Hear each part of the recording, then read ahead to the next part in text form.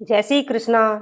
राधे राधे साथियों, आज हम वैशाख स्नान का चतुर्थ अध्याय आपको सुनाने जा रहे हैं। इस अध्याय में स्नान द्वारा कलेशों का दमन और सुख की प्राप्ति किस प्रकार होती है, इसका वर्णन किया गया है। नारद जी बोले, हे राजन, जैसे रसों में अधिक दूध हुए और दूध से दही अधिक है और दही से घृत अर्थात घी अधिक उत्तम है, ऐसे ही महीनों में कार्तिक मास उत्तम है और कार्तिक मास से माघ मास अधिक उत्तम है और माघ मास से वैशाख अधिक उत्तम है।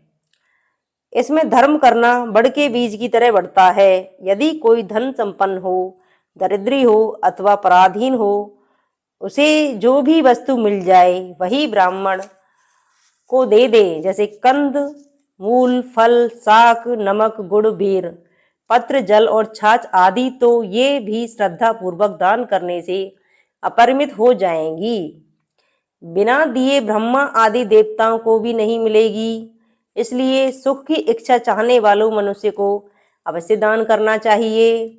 जिस प्रकार कोई एक बड़ा सुंदर मकान सब प्रकार की सामग्री से युक्त हो, परंतु उसमें ऊपर छत न हो तो वह शोभायमान नहीं लगता, उसी प्रकार सब महीनों में दान करे परंतु वैशाख में कुछ ना करे तो यह सब वृथा है ही है। जैसे सब लक्षणों से युक्त स्त्री अपने पति के होने पर ही शोभा पाती है, वैसे ही वैशाख में किए गए दान आदि से कर्म शोभा देते हैं। दया रहित मनुष्य के गुण वृथा होते हैं तथा बिना नमक के शाक आदि स्वादिष्ट नहीं लगते और सब आभूषणों से सुशोभित सुंदर स्त्री भी बिना वस्त्रों के सुशोभित नहीं होती है।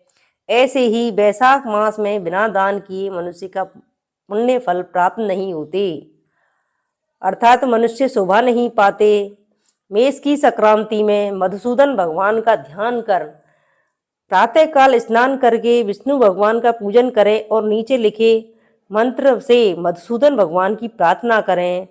प्रार्थना मंत्र निम्न प्रकार है।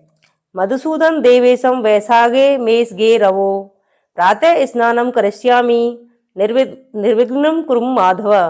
कि हे मधुसूदन देव, मैं वैशाख मास की मेष संक्रांति की भर प्रातः स्नान करने की कामना करता हूँ, अतः इसे निर्विघ्न पूर्ण करें। फिर नीचे लिखे मंत्र से अर्घ्य दें। वैशाखे मेष के भानु प्रातः स्नान प्रायणः अद्यते अहम प्रदास्यामि ग्रहण मधुसूदना गंगाद्या सरितः सर्वस्यार्थ्यात्मी च हृदयश्च ये प्रहग्यम हन्तु मया दत्त अर्घ्यं सम्यक् प्रसीदं ऋषभा पापिनां शास्ता त्वं यं समदर्शनम्। ग्रहणानाम् अर्घ्य मया दत्तम यथोक्तम फल दो भव। कि हे मधुसूदन, मैं आपको अर्घ्य देता हूँ, इसे भली भांति ग्रहण कीजिए। गंगा आदि सब नदी, सब तीर्थ, सब जलाशय मेरे दिए हुए अर्घ्य को प्रसन्नता से ग्रहण करें। आप पापियों पर शासन करने वाले समदर्शी सबके नियंता हो, अतः मेरे द्वारा किए गए अर्घ्य को ग्रहण करते हुए मुझे यथा उचित फल दीजिए। फिर वस्त्र पहनकर अहनिक कर्मों से निवृत्त हों। वैशाख में होने वाले फूलों से भगवान विष्णु का पूजन करें और विष्णु भगवान की वैशाख मास संबंधी कथा सुनें। जो ऐसा करता है वह कोटि जन्म के संचित पापों से छूटकर मोक्ष पाता है। पृथ्वी स्वर्ग और पाताल कहीं भी दुख नहीं भोगता, न कभी गर्भ में आता है और न कभी माता का दूध ही पीता है।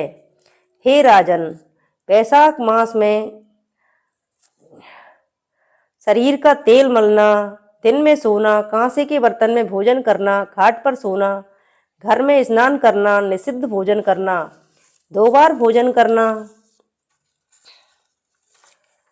रात्रि में भोजन करना, ये 8 बातें वर्जित हैं।